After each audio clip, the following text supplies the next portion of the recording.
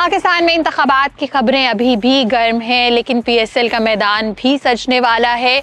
ऐसे में local media पर खबरें गर्दिश कर रही हैं कि पीएसएल के 9th एडिशन से पहले कोयटा ग्लेडिएटर्स ने अपने विकेट कीपर सरफराज अहमद को कप्तानी से हटा दिया है।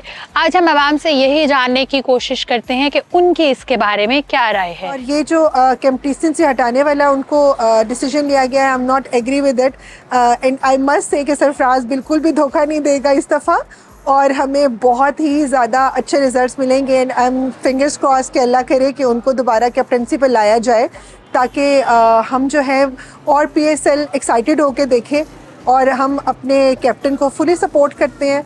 And I wish and pray कि जो कोयटा ग्लैडिएटर्स है वो सरफराज की कैप्टनसी में रहे। कोयटा ग्लैडिएटर्स की टीम से सरफराज अहमद को कप्तानी से हटा दिया। मैं जितना क्रिकेट को समझता हूँ, सरफराज का कोयटा की टीम में जगह भी नहीं बनती है।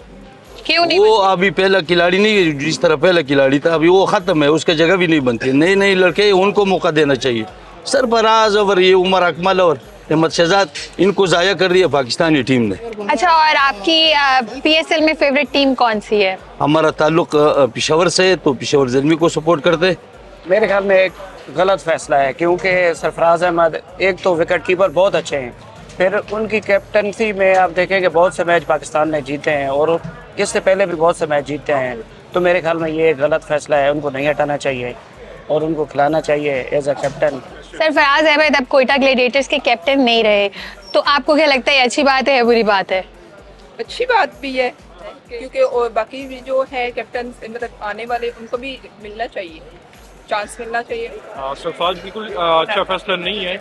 He should be in to me क्योंकि वो जेलिन है, he is a good man perhaps और टीम को जेलिन करके चलता है। CA T20 उसने जितवाया। इसके अलावा कोयटा ग्लैडिएटर्स को भी 1 टाइम सीजन वो जितवा चुके हैं 1 साल पहले। तो बाबर को बनाने वाले जो आपका अभी रिसेंट कैप्टन थे वो सरफराज अहमद, ठीक है। तो मेरे ख्याल में वो होना चाहिए लड़कों के जैसे वो बूस्टअप करता है, लेके चलता है, अप्रिशिएट करता है। तो I think it should be वो कैप्टन एज ए कैप्टन। मुझे लगता है कि नए टैलेंट को आगे आना चाहिए, किसी और को भी चांस मिलना चाहिए। मैं इस्लामाबाद में होती हूँ तो मेरी फेवरेट टीम इस्लामाबाद यूनाइटेड है। मेरा फेवरेट प्लेयर बाबर आजम है, उसके लिए बेस्ट ऑफ लक है। और उसके अलावा बस सभी अच्छे हैं, अच्छा खेलते हैं सब। उसके बाद आपको लगता है सरफराज धोखा देगा? नहीं, वो तो उसने पीके में भी धोखा नहीं दिया, यहाँ पर भी नहीं देगा। उसकी कैप्टनसी में जो है ना कोयटा ग्लैडिएटर ये था जो परफॉर्मेंस ठीक दे रहा था, पहला भी उन्होंने जितवा के दिया था और दूसरे में फाइनल में भी गया।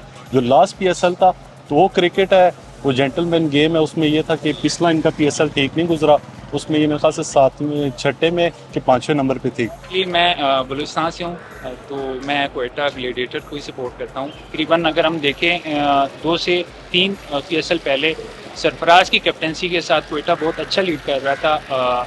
तो उसके बाद पिछले पीएसएल को मद्देनज़र रखते हुए अगर हम उसको सोचें तो मुझे लगता है टीम की परफॉर्मेंस अच्छी नहीं थी। पाकिस्तान में और भी इतने प्लेयर्स हैं, बल्कि कोयटा ग्लैडिएटर्स के साथ भी इस तरह के प्लेयर्स हैं कि वो टीम को अच्छी तरह से वो लीड कर सकते हैं। तो अगर उनके पास ऑप्शंस हैं और सरफराज पहले भी आजमाए जा चुके हैं तो मुझे नहीं लगता कि इसमें सच इतना कोई बुरा फैसला है।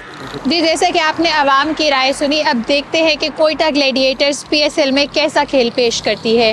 पीएसएल के हवाले से मज़ीद खबरें और तबसरे पढ़ने के लिए विजिट कीजिए हमारी वेबसाइट urdunews.com।